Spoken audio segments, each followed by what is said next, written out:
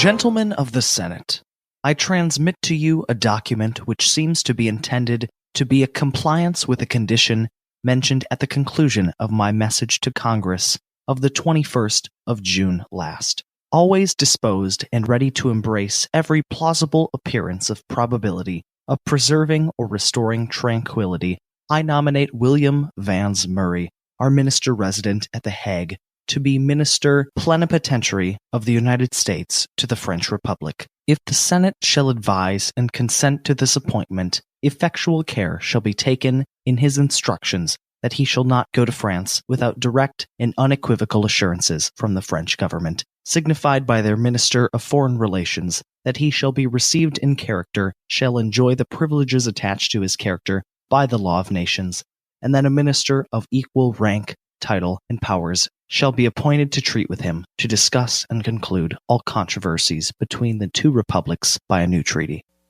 With this special message sent to Congress on February 18, 1799, President John Adams threw a grenade into the American political landscape, the effects of which would continue on into the presidential election the following year. Before we get too ahead of ourselves, I'd like to welcome all of you to the presidencies of the United States. I'm your host, Jerry Landry. Special thanks to Noah Tetzner for providing the intro quote for this episode.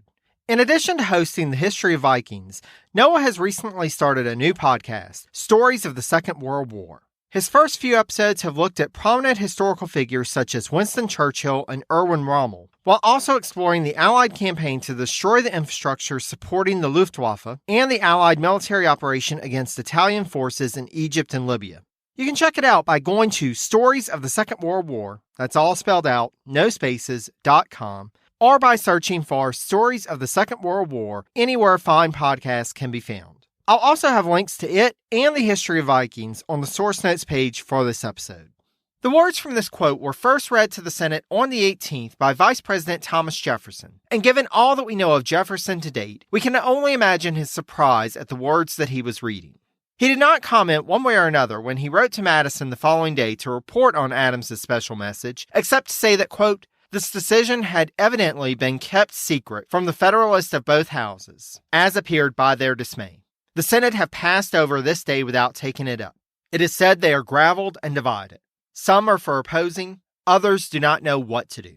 But in the meantime, they've been permitted to go on with all the measures of war and patronage. And when the close of the session is at hand, it is made known. However, it silences all arguments against the sincerity of France and renders desperate every further measure towards war.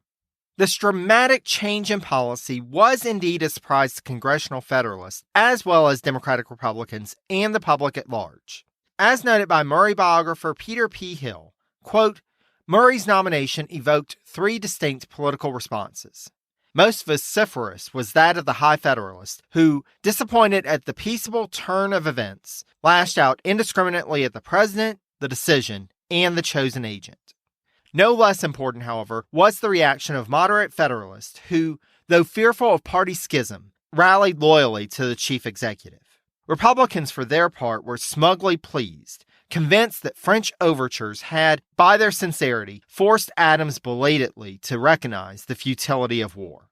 If you'll indulge me, in this episode, I'd like to take a closer look at this decision and the reaction to it, then circle back around to a couple of other matters of foreign affairs tangentially related to the situation with France, before setting us up for exploring in future episodes what's next for the U.S. and the Adams administration following the public announcement of the new peace mission. Sound like a plan?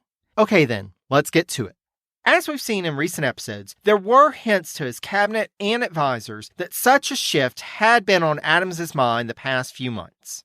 After the conference between Secretary of War James McHenry and Generals Washington, Hamilton, and Pinckney in Philadelphia broke up on December 13th, they were convinced that they had sorted out all the major issues of Army organization, and McHenry dutifully reported their results to Adams, with the results then being sent on to Congress in order for them to pass the legislation needed to move things along.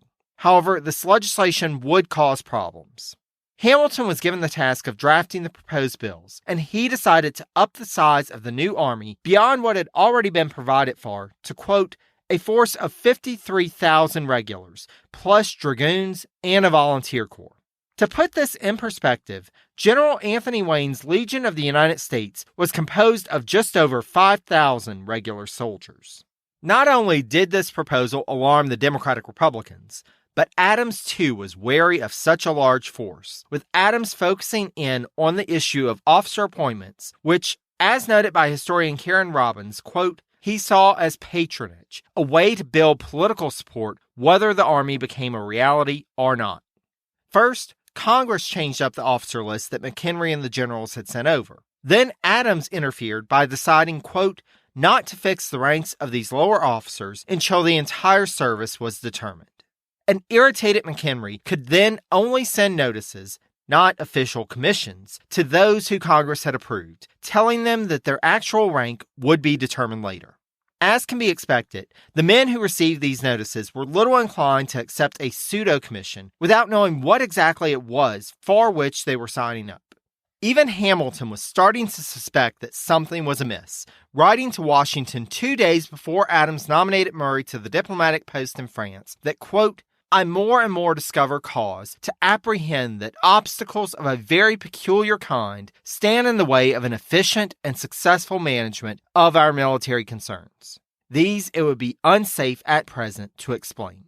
As noted last episode, increasingly the news that Adams was receiving from Murray, his sons John Quincy and Thomas, and from other informants indicated that there was a path to peace.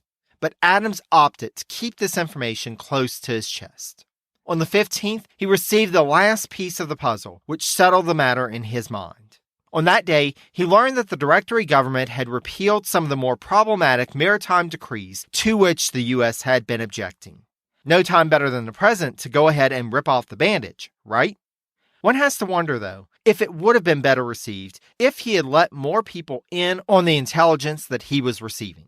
Karen Robbins wrote in her interpretation of the nomination that, quote, a better party leader would have consulted with his supporters, building a bulwark from which to fight the inevitable political battle ahead. A great man, Adams was not a great party leader, and he warned no one. However, putting oneself into Adams's shoes, one can start to understand why he made the choice he did. Partisan tensions were rising. And as we've noted in past episodes, Adams did not feel that a divided nation should be led into war. But if he had revealed to more Federalists what he was considering, those like Hamilton and Pickering, who had been pushing for war, might up their efforts to get Congress to issue a formal declaration of war to preempt Adams's move for peace. Meanwhile, the French position was much weaker now than it had been a couple of years prior.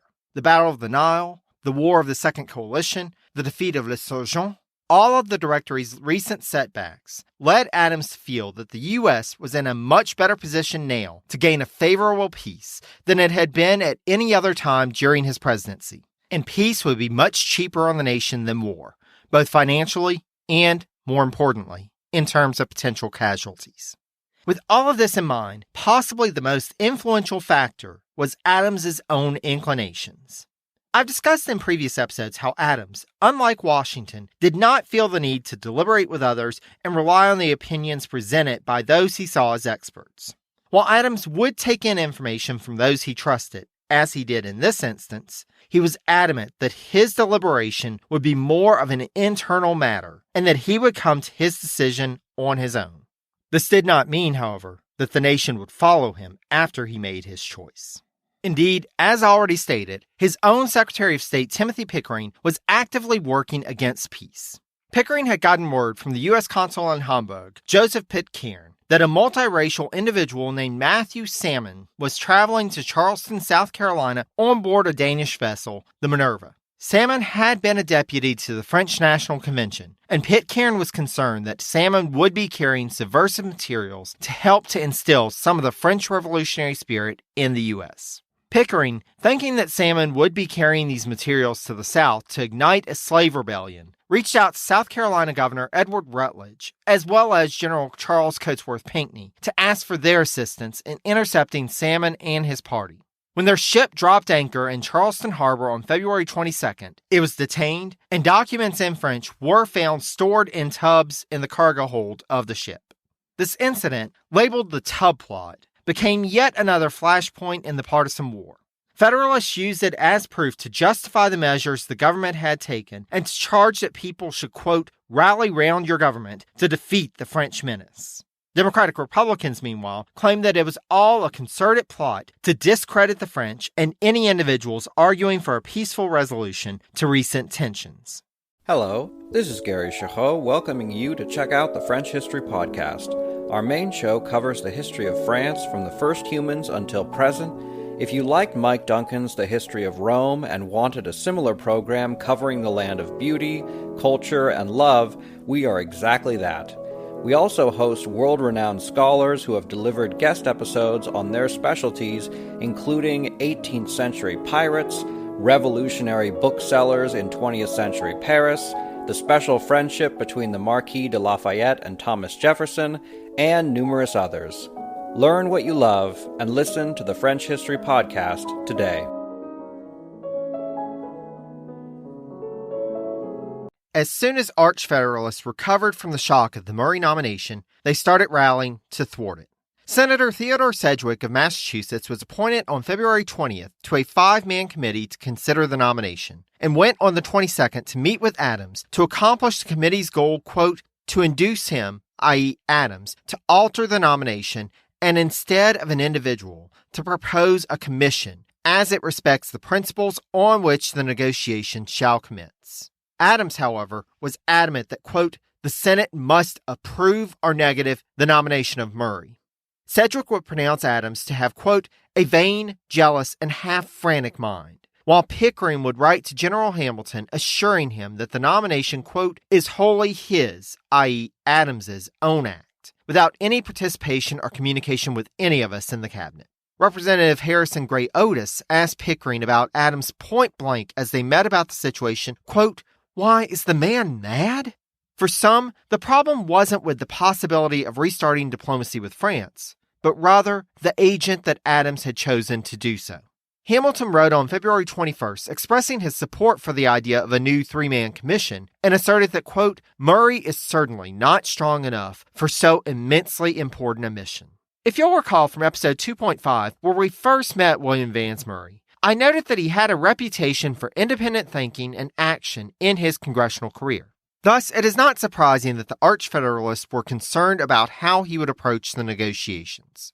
Sedgwick dismissed Murray as, quote, feeble and guarded, credulous and unimpressive. Meanwhile, Federalist newspapers raged at the news, with editor William Cobbett of the Porcupines Gazette, and yes, I'm not making this up, that was the newspaper's actual name. Anyway, Cobbett wrote in an editorial of his disbelief at the decision and called Murray, quote, a man of slender political abilities. Some were not satisfied with just expressing their discontent with threats of political repercussions, though. Historian John Furley notes that around this time, quote, anonymous threats of Adams's assassination circulated. It was all going very badly, very fast, and for a few days after his special message of the 18th, Adams would be surrounded by clamor about the nomination. Adams would hear a divided opinion from his cabinet, with Pickering, Secretary of War James McHenry, and Secretary of the Treasury Oliver Wolcott Jr. expressing their opposition to a new diplomatic mission being sent, while Secretary of the Navy Benjamin Stoddard and Attorney General Charles Lee expressed their support for a new diplomatic push. Likewise, not all Federalists were against the new peace mission. Adams would find General Washington, John Marshall, Patrick Henry, Henry Knox, and New York Governor John Jay all expressing their support. The Senate, meanwhile, was the body that he had to convince, and it quickly became apparent that it would be an uphill battle to win over Federalists in that body. Adams would meet with Sedgwick and other Federalist senators who urged Adams to withdraw his nomination of Murray, or, barring that, to appoint 2 others to a commission with him. These meetings would get heated, as the senators threatened to vote against Murray if he was sent as the sole U.S. minister, to which Adams replied with a threat of his own. If the senators wouldn't support him and his nomination of Murray, he would just resign the presidency and hand over the reins to Jefferson. How do you like them apples? Even with the horrific possibility of President Thomas Jefferson looming over their heads, when Senate Federalists caucused to discuss the situation, they decided to reject Murray's nomination as sole diplomat and to recommend that General Hamilton and former Senator George Cabot be sent with Murray as a 3-man commission to France.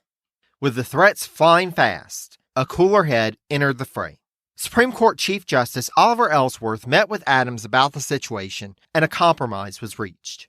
Adams would appoint Murray and 2 others as a new commission, but he was determined not to appoint either Cabot or Hamilton as Senate Federalists wished. Who would he choose then? Given his role at bringing about peace in Philadelphia, Adams turned to Ellsworth and asked him to head up the commission.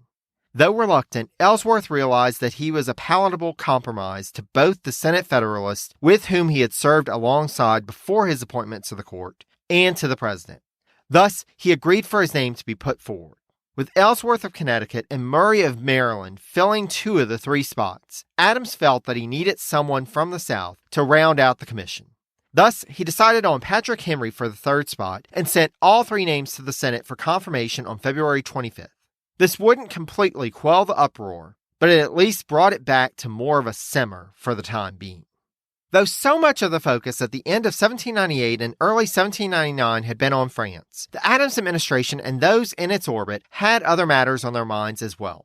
British Minister to the U.S. Robert Liston had been lobbying hard throughout 1798 for U.S. support of an expanded British presence in the Caribbean, and while he felt that he had the support of Secretary of State Pickering, Secretary of the Treasury Walcott, and Secretary of War McHenry, he knew there was one key player that still hadn't signed on: President Adams himself. As the year wore on, the possibility of getting U.S. support dwindled, especially as the British forces withdrew from Saint-Domingue, as discussed in episode 2.9. Even Pickering by June was beginning to talk about independence for Saint-Domingue. By September, during Adams's long sojourn in Quincy, Liston traveled to Peacefield and had a discussion with the president about the situation. Liston proposed an alliance between the U.S. and Britain to drive France out of the Western Hemisphere once and for all.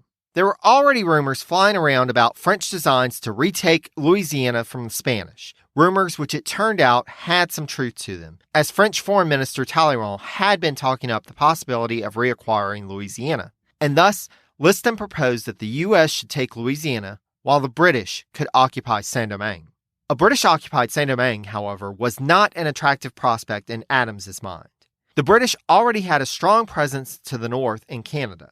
What would it mean for Britain's position in the Western Hemisphere if they should take what was once France's most lucrative colony? No. Adams, too, spoke of an independent Saint-Domingue. The British weren't inflexible, though. A proposal was made at some point of a joint American-British commercial company controlling Saint-Domingue. No, Adams responded, quote, "It would be most prudent for us to have nothing to do in the business." Liston, however, would not be the only one petitioning Adams directly on the subject of the future of Saint-Domingue.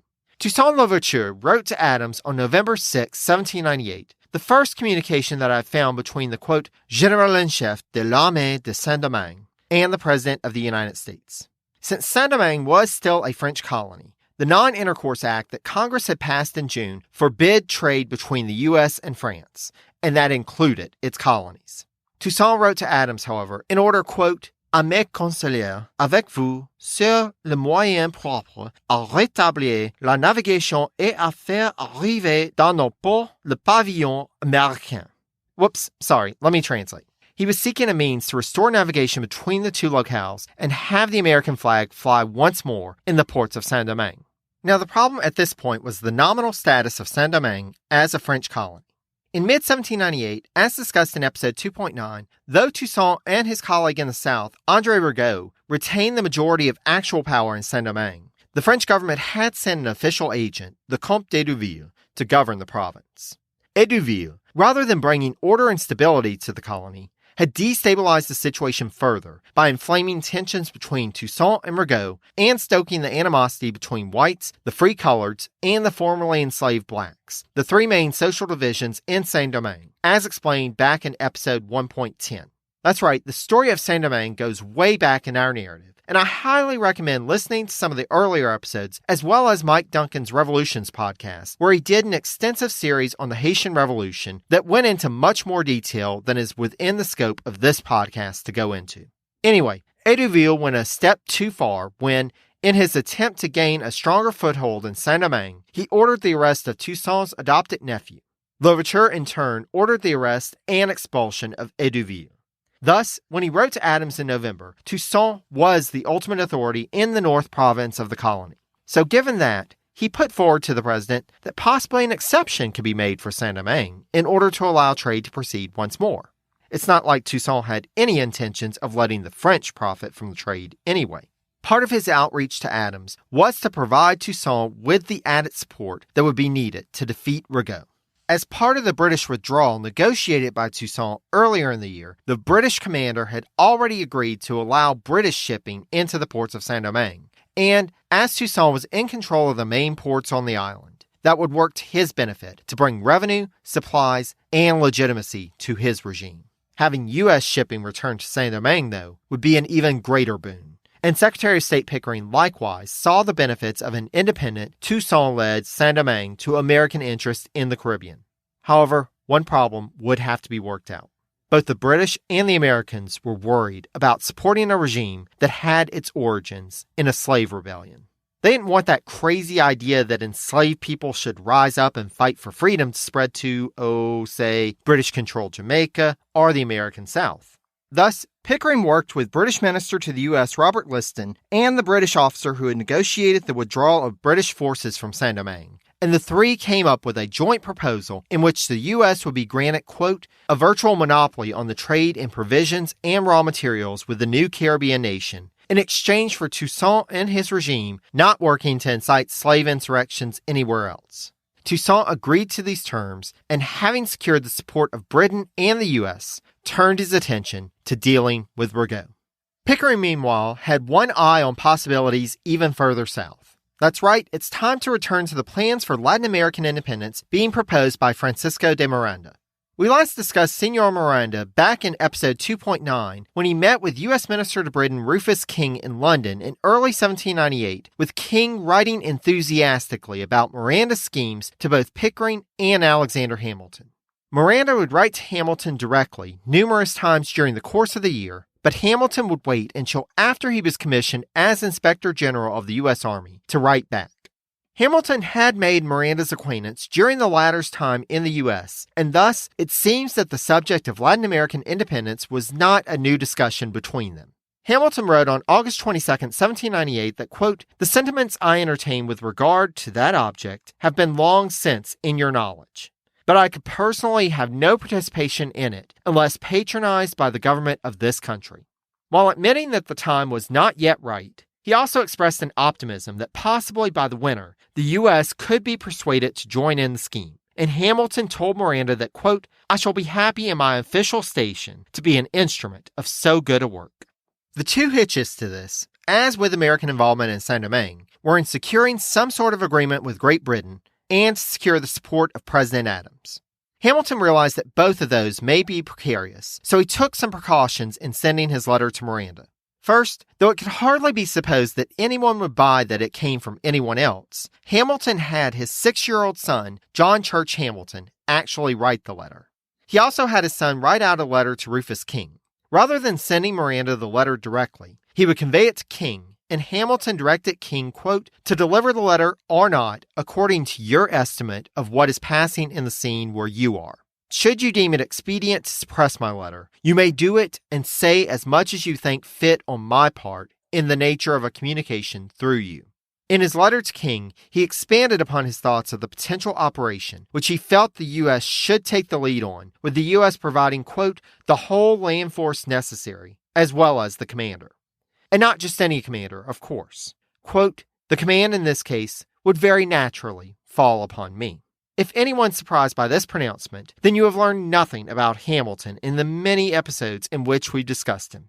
The goal of the expedition, as envisioned by Hamilton, would be, quote, the independency of the separated territory under a moderate government with the joint guarantee of the cooperating powers, stipulating equal privileges in commerce. Now, as we know from previous episodes, while Hamilton may have had this scheme in mind while trying to organize the new army, Adams would be working behind the scenes to thwart any such effort. As noted by King biographer Robert Ernst, Adams was cool to Miranda's scheme, and thus would issue no orders one way or the other about it. In frustration, King wrote to Pickering on October 20th, 1798 that, quote, you are silent concerning South America. I have again and again touched upon it. I have wished to say much more, but I have not thought it prudent to. England is ready. She will furnish a fleet and military stores, and we should furnish the army. King may have been a bit premature in this summation of British readiness, though, for, as noted by historian Bradford Perkins, in a cabinet meeting in 1799 on the subject, when the British government believed that the U.S. was ready to support the expedition to Latin America, Foreign Minister Lord Grenville expressed his opposition to the idea, and other cabinet members expressed lackluster support for it, giving their assent only in order to leave the British government room to influence matters in a direction more favorable to British interests, rather than out of any strong feeling of support for Miranda's push for independence. Hamilton, meanwhile, was exploring ways to use his army position in order to lay the groundwork for the enterprise. In a letter that Hamilton drafted for Washington on December 13th, he noted that, quote, there may be imagined enterprises of very great moment to the permanent interest of this country, which would certainly require a disciplined force. To raise and prepare such a force will always be a work of considerable time, and it ought to be ready for the conjuncture whenever it shall arrive. Not to be ready, then, may be to lose an opportunity which it may be difficult afterwards to retrieve.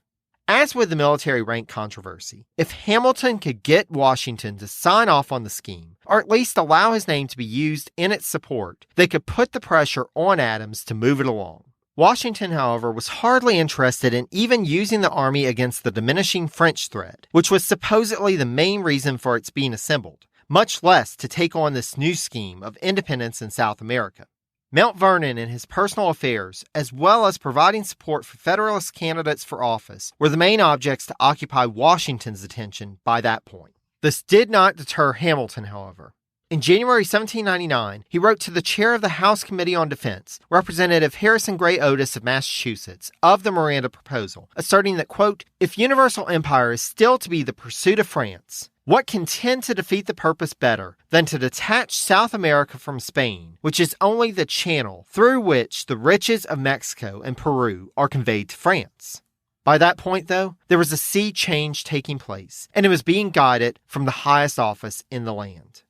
President Adams, who had been a proponent for free trade principles for decades, as discussed way back in episode 2.2, would gladly open the doors to trade with Saint-Domingue in a peaceful move which would undermine both British and French interest in that nation. But sending an army to invade South America?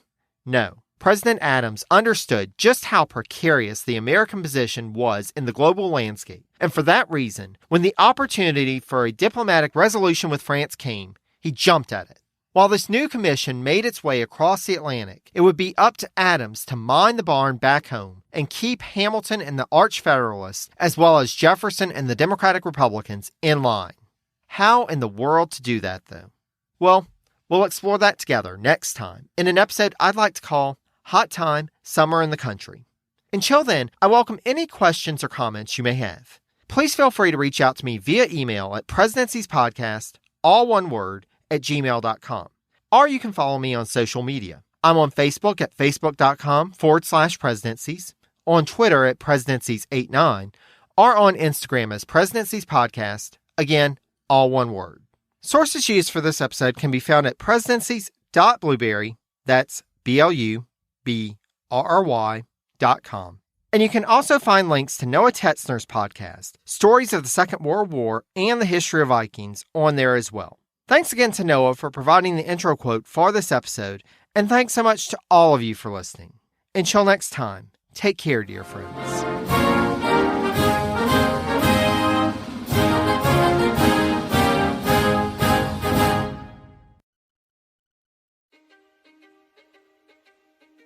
History is complicated. The story of human progress is long, messy, and riddled with controversies big and small. On Conflicted, we dive headfirst into history's most infamous events and contentious figures. We try and untangle the good from the bad, the fact from the fiction, and the monsters from the misunderstood. Was Genghis Khan a murderous butcher or a civic pioneer? Did the Allied powers go too far in firebombing the German city of Dresden at the twilight of World War II? And how did the Marquis de Sade acquire such a sinister reputation? And was any of it true?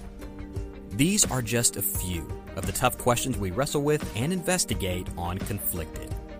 So if you love history or just enjoy a good story, please join me, your host, Zach Cornwell, for a fascinating new topic each and every month.